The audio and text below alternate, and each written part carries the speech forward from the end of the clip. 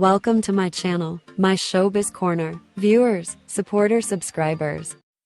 Hello 18s, talagang blessed na blessed at may endorsement na naman ng SB19. Ito nga ang Lucky Me.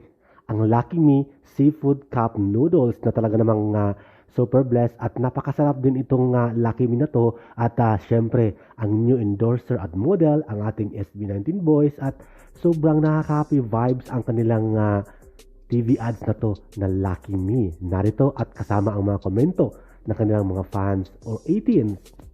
Sandamakmak na ang endorsement at commitment ng ating SB19 at sila na yata ang the most influential boy band sa buong Pilipinas at kahit ganun sila, kahit sobrang blessed nila sa mga endorsement, natiling low profile ang ating boys at napaka-humble talaga sila dahil kaya naman marami silang mga endorsement at kinukuha sila ng mga advertising company. Congratulations SB19!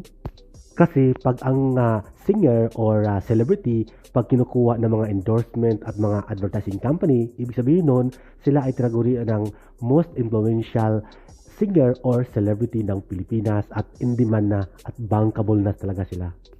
Other than that, masaya at ang ganda ng commercial ads ng SB19 ng Lucky Me dahil sila ang newest model at endorser ng Lucky Me Seafood Cup Noodles. Again, congratulations SB19 and keep up the good work and thank you.